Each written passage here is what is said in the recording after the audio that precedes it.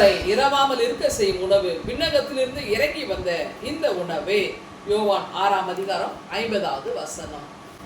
ஆண்டவராக இயேசு கிறிஸ்து இந்த உயிர்த்தெழுந்த பிறகு விண்ணேற்றம் அடைவதற்கு முன்பதாய் தம்முடைய சீடர்களுக்கு இறுதியாக காட்சி அளிக்கிறார்.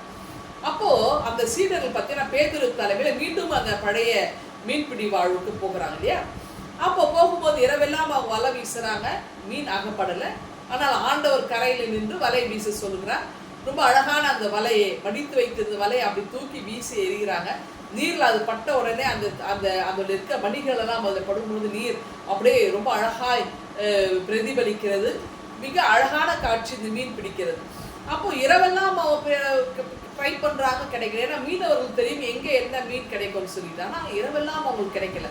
ஆனால் காலையில் ஆண்டவர் விடிய காலையில் சொல்கிறாரு, வலப்பக்கம் வீசுங்கிறாரு.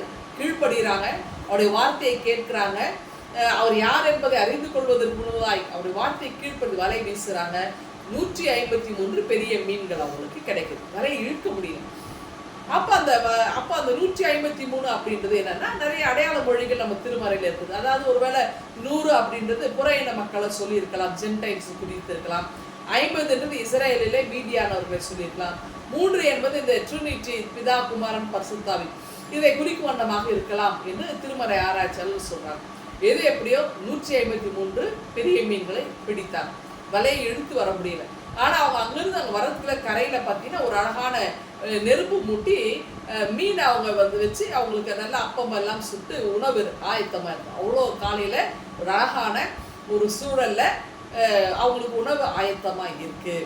இப்போ வந்த உடனே ஆண்டவர் வாங்க சாப்பிட வாங்க அப்படின்னு கூப்பிடுறாரு.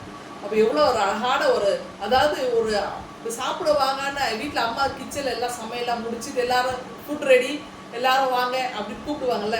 அந்த மாதிரி ஒரு அம்மாவை போல ஆண்டவர் என்ன பண்ணார், எல்லாரையும் வாங்க, பிள்ளைகளெல்லாம் அழைக்கிறார், வாங்க சாப்பிடலாம் அப்படின்னு கூப்பிடுறாரு.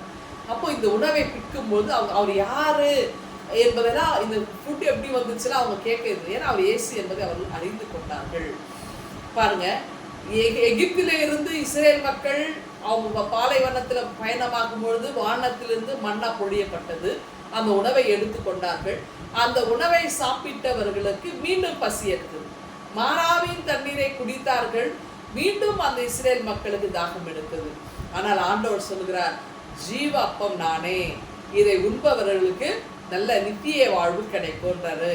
அப்போ இந்த என்றுமே பசி எடுக்காது, என்றையுமே தாகம் இல்லாத ஜீவ தண்ணீரை நான் உங்களுக்கு கொடுக்கிறேன். அப்படி என்றால் ஜீவ அப்பமாகிய வாழ்வு தருகின்ற உணவாகிய ஆண்டவர் நமக்கு ஜீவ தண்ணீராயிருந்து நம்மை அமர்ந்த நீர் நண்டைகளை நம்மை வழி நடக்க செல்ல போகிறார்.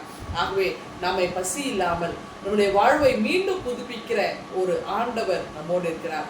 அன்றைக்கு எல்லாத்தையும் விட்டுட்டு போனாங்க, அவங்க வலை வீசுறாங்க, மீன் கிடைக்கல, அவங்க பிஸ்னஸ்ல லாஸ். ஆனால் இயேசு வலையை வீசுங்கன்னு சொல்லும்போது அவர் வார்த்தைக்கு அவங்க கீழ்ப்படிந்த போது மீன்கள் கிடைத்து லாபம், அவங்களுக்கு பிஸ்னஸ் நல்லா டெவலப் ஆச்சு இல்லையா. அந்த மாதிரி நம்ம வாழ்க்கையில் கூட ஆண்டவர் நமக்கு ஆசி அருளும்னா அவர் சொல்லுகிற வார்த்தையை நாம் கேட்டு கீழ்ப்படிவோமா? இந்த சிந்தனையோடு இந்த நாளை துவங்குங்கள். ஆண்டவர் உங்களை ஆசீர்வதிப்பாராக. ஆமென். எங்கள் அன்பின் ஆண்டவரே, உங்களுடைய வார்த்தைக்கு நாங்கள் என்னாலும் கீழ்ப்படிய எங்கள் கிருபை தாரும். மீட்பு இயேசுவில் ஜெபிக்கிறோம் எங்கள் அன்பின் கடவுளே.